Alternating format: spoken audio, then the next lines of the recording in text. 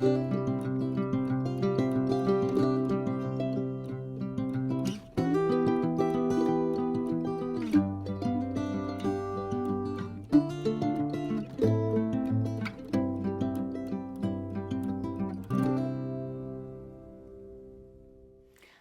everyone, my name is Aubrie Rose. Welcome back to my channel. So today I'm going to be giving you my April reading recap, and I'm not quite done with it, but I'm going to give you guys as much as I can.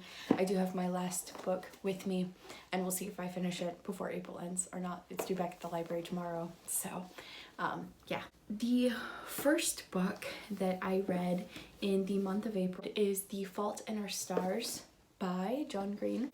I think this book worked kind of perfectly in a sad way. It is very twisty and turny at the end. It was also fun to read. I did feel like the characters were a little less developed as one of the other books that I read, so 5 Feet Apart. I did feel like the characters had a little bit more of their own, I guess just a little bit more to their personality, or is a little more distinct.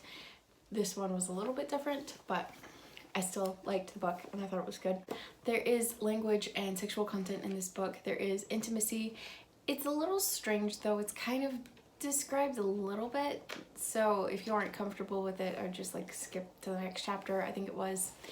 And otherwise, I've been kind of fascinated with the genre, and so I really liked this book. It's been a whole month since I finished this book, so I don't remember all of it, and I'm so sorry. It was a good book. For the book that I read the second week, it is this book, The Night Circus, is by Erin Morgenstern. For some reason I put the author as John Green. I don't know what happened. I know it was Erin Morgenstern though, because her last name made me think of The Princess Bride. This book worked very well for the kind of book that it is.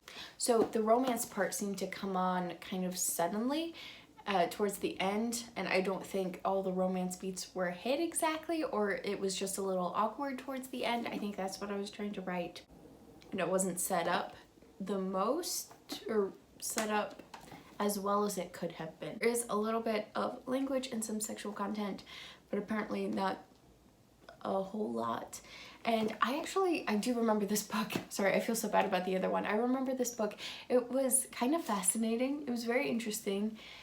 It was a little strange, but it was also kind of cool. Like, it was a fun book, and it felt like kind of like The Book Thief. It was like one of those books where the language is just amazing, and I kind of want to read it just to fall in love with writing again and to fall in love with the language. I don't know exactly how to phrase it, but it was one of those books, and it was very fun to read. But the next book for the next week is this one. Let me see what it is. Hold on. Oh, The Hawthorn Legacy. So this was the second book in the series, and I definitely feel like the second book did a little bit of a better job than the first one, or not necessarily it was better, but well, the series got better. The first one, I liked the first book in the series, but then it got kind of confusing, and so I was kind of torn, and I was looking to the second book for answers, and it just made it fit and work a lot better, and so that was nice. The third book in the series, I believe, is the last one. It's the final gambit. I have it on hold at the library, so when I finally get it, I'll let you guys know. Excuse me, how I like the ending. Oh, and it didn't end in a cliffhanger. Like, it actually seemed like it ended the series in a weird way. So it was almost like, it's kind of surprising that there was another book, even though it still kind of makes sense. So I'm interested to see how that turns out. There's some kissing and touching and a little language. So they finally like really brought out the love triangle a little bit more. I don't know, I'm still not a fan of love triangles. I feel like she picked the wrong guy. I'm like, I would have picked the other one, but anyway. And then I did really enjoy this book, minus the love triangle part. The main character and I are like nothing alike, and so it's a little weird to read it. So she frustrates me a lot. The next book that I read is this one. I actually did not finish this. I did the wrong author. I don't know how that happened. Okay, so it's Fairest by Melanie Dickerson. For some reason I wrote Melanie Sellier. she's one of my favorite authors. I totally wrote her last name instead of the other one. I have no memory of this or how that happened. Anyway, it's by Melanie Dickerson, not Melanie Cillier. This book I did not finish reading. I didn't even get to page 50. I was struggling. I was sitting on the couch while my brothers were playing video games or something, and I kept telling them about the book and what these people were saying and how ridiculous it was, and I just kept complaining. And they were like, you need to just stop reading this book. Like, don't even, it's not worth 50. You're complaining about it too much. And just like the type, they were agreeing with my complaints even though they weren't reading the book. It's kind of funny. But yeah, so this book I did not finish. I will let you guys know why for a little bit. So the characters weren't realistic or they were inconsistent. This happens a lot with Christian writers. So they're trying to make it so that their protagonist is like perfect. She's the embodiment of the perfect woman of faith, like the Proverbs 31 woman, and it's very hard to relate to this person of perfection. And she's like, oh no, I'm a sinner same as you guys, but then she never does anything wrong, and so you're like, well, she's perfect, and so that's kind of like what I want to attain to be, but then she has no growth throughout the story, and it's just weird. It's like this weird tug where it's so strange. And then the male protagonist is like, oh, we have to make him a bad guy so that she can like reform him, and so then it's kind of like a Beauty and the Beast scenario. And I'm not mad at that per se, but they don't make him bad. Like, they pretend, they're like, oh yeah, he loves women and drinking and gambling, and then we will never see him do any of this stuff. Like, he just tells us, and then he goes on to be like a chivalrous hero throughout the whole thing. And so it's not realistic. Like, if they did it right, I wouldn't mind as much. I'd really like the anti-hero turned better or something like that, but it's not what happens. And so I'm not trying to bash like the religion genre too much. I'm just saying that this is a common thing that happens that I don't think is good, because it's not good storytelling. Anyway. Oh yeah, and the dialogue was really bad. So when I was reading the dialogue, it felt like I was reading my 10 to 13-year-old writing. Like, if I went and pulled out one of my notebooks from one of the very first novels that I started to write, the dialogue was very similar, and it was just kind of like, how did this get published? I want to give a little bit of a positive. There are some German elements in here, and I really liked that part. So she incorporates a little bit of the German language, and that's cool. But yeah, it's like they can't write actual morally gray characters. So I'm sorry, I'm just like continuing to what this is. But yes, if you want your character to make a really good arc, you have to actually make them do something bad. That's why the villain had no reason to be villainous. And so it's almost like, okay, so you're writing an evil character, but you won't let your male protagonist do anything bad so that he has an actual arc, but then your villain is evil for no reason. Or I didn't get to find out the reason, and I was not going to stick around to find out. Yeah. Anyway.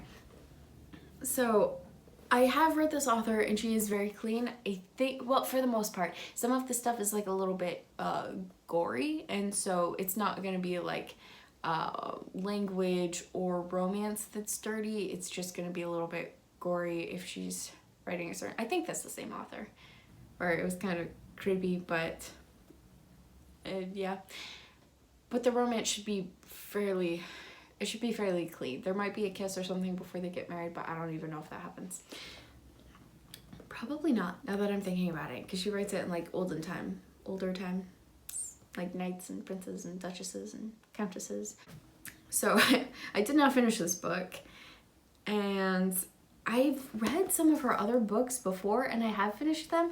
I know they weren't my favorite and they weren't the best, but I still read them. So this one was really bad. I don't know if it was one of her earlier books and she's gotten a little bit better, or what happened, or I've just gotten a lot more picky in my writing and been like, yeah, I don't really want to relive my 13-year-old writing. And so then the last book I have, I don't have to put up on the screen for you. Oh no, this isn't closing. Here we go, this way. Is Stitching Snow by R.C. Lewis. Can you see the top? There we go. It's kind of a cool cover. It's like, it's 3D a little bit. So this one, it's alright. I was almost gonna not finish it, but then I got to page 50 and some interesting stuff happened. It's not set up for very well. The main character I kind of hate, and she's not very realistic, but it's interesting. And then the guy that I really liked, he's like out of the blue, but yeah, so it's strange. It also kind of feels like a Marissa Meyer. It feels like a Cinder ripoff, only it's Snow White instead of Cinder. I'm confused as to whether the main character is a cyborg or not, because it almost sounded like she was, because it sounded so much like Cinder. I have no idea, because they haven't told you outright. But then it's kind of got a lunar-ish power to it, and so it feels like a Cinder ripoff. So we'll see how this goes. But yeah, I don't know. And oh, for how it is so far, it's not that great. It's pretty clean. They did do the thing where I wanted them to, like if it's a fantasy book or a sci-fi book, create your own language. They made their own, bad words language, sorry. So they made their own, that kind of language. And it's not super, I guess there was one part that was a little not quite clean, but they didn't make it sensual. I don't know. So there's not, it's pretty clean so far. So yeah, have I enjoyed it? Sort of. It's kind of like getting whipped around and I don't really know where we're going. And it's not set up very well. It's not like in a straight line. It's just like, boom, and now we're over here, and then boom, again. It's, yeah. Going along for the ride. We'll see what happens. But yes, let me know what you guys read for the month of April. If you read anything fun or have any good books that you want to recommend. If you have any books that you would like me to Good Clean Fun review, let me know and I will do that. If you want to see more of my reviews, you can follow me on Goodreads or friend me and I will most likely friend you back. And yeah, thank you guys for watching. I'll see you in the next one. Bye!